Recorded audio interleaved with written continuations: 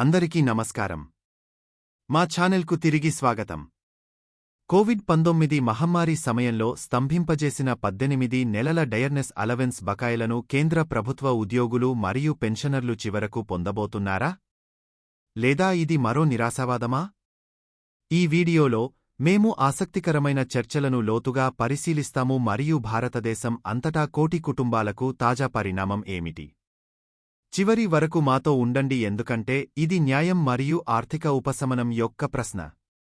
మనం అంశంలోకి వెళ్లే ముందు మీరందరూ మా ఛానెల్కు సభ్యత్వాన్ని పొంది మాకు మద్దతు ఇవ్వమని మేము అభ్యర్థిస్తున్నాము. పూర్తి వివరాలను తెలుసుకుందాం. చివరి వరకు వీడియో చూడండి. దీనిని ఊహించుకోండి, ప్రపంచం లాక్ చేయబడింది. అయినప్పటికీ లక్షలాది మంది కేంద్ర ప్రభుత్వ ఉద్యోగులు మరియు పెన్షనర్లు తమ స్వంత భద్రతను పణంగా పెట్టి సేవ చేస్తూనే ఉన్నారు. కానీ నెలలు గడుస్తున్న కొద్దీ ప్రభుత్వం వారి డయర్నెస్ అలవెన్స్ మరియు డయర్నెస్ రిలీఫ్ను జనవరి 2020 నుండి జూన్ 2021 వరకు 18 నెలల పాటు స్తంభింపజేస్తుంది. కారణం? భారతదేశ ఆర్థిక వ్యవస్థ కుంటుపడుతోంది మరియు ప్రభుత్వానికి మనుగడ మరియు సంక్షేమ పథకాల కోసం ప్రతి రూపాయి అవసరం. ఇప్పుడు, సంవత్సరాల తర్వాత, చెల్లింపులు నిలిపివేయబడిన వారి బాధ ఇంకా అలాగే ఉంది.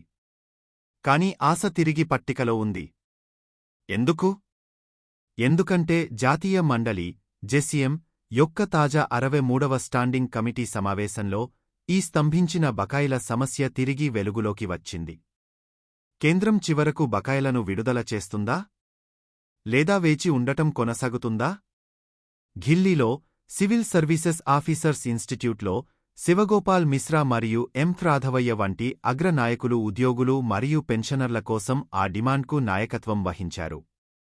వారి డిమాండ్ స్పష్టంగా ఉంది: ఆ 18 నెలల డిఆర్ బకాయిలను తిరిగి ఇవ్వండి. మేము దేశానికి అత్యంత చీకటి సమయంలో సేవ చేశాము. మాకు దక్కాల్సిన దానికి మేము అర్హులం. కానీ ప్రభుత్వ వైఖరి మారలేదు. కోవిడ్ నుండి ఆర్థిక పతనం మరియు భారీ సంక్షేమ వ్యయం కారణంగా ఈ బకాయిలను ఇప్పుడే చెల్లించడం సాధ్యం కాదు అని ఆర్థిక మంత్రిత్వ శాఖ నొక్కి చెబుతోంది. నిరాశ నిజమే, మరియు నిరాశ పెరుగుతోంది. పరిస్థితులు నిలిచిపోయినట్లు అనిపించినట్లే కొత్త ఆశ తలెత్తింది. జనవరి 1, 2026 నుండి జీతాలు మరియు భత్యాలను సవరించాలని భావిస్తున్న 8వ కేంద్ర వేతన సంఘం ఏర్పాటుకు ప్రభుత్వం ఆమోదం తెలిపింది. ఉద్యోగ సంఘాలు తీవ్రంగా ఒత్తిడి చేస్తున్నాయి.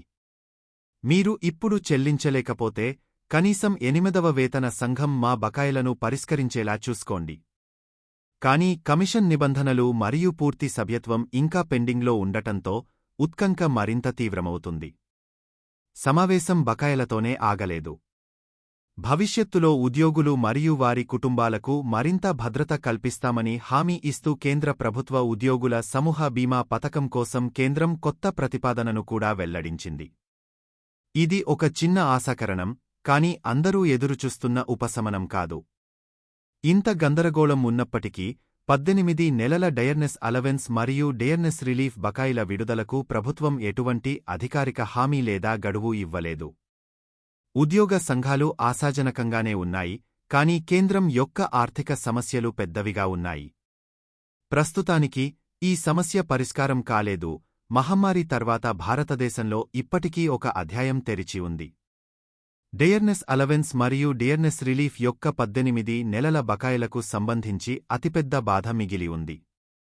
ప్రభుత్వం మరోసారి ఈ సమస్యకు మానవతా దృక్పథాన్ని అవలంబించాలని మరియు నిజాయితీగా సంపాదించిన ఉద్యోగులకు ఆ మొత్తాన్ని తిరిగి ఇవ్వాలని ఉద్యోగుల సంస్థలు చెబుతున్నాయి.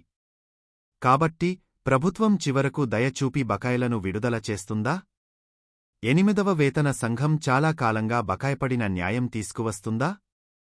లేదా ఉద్యోగులు మరియు పెన్షనర్లు ఇంకా ఎక్కువ కాలం వేచి ఉండాల్సి వస్తుందా? సమాధానం ఏ క్షణంలోనైనా రావచ్చు, మరియు అది సాధించబడితే లక్షలాది మంది జీవితాలను మారుస్తుంది.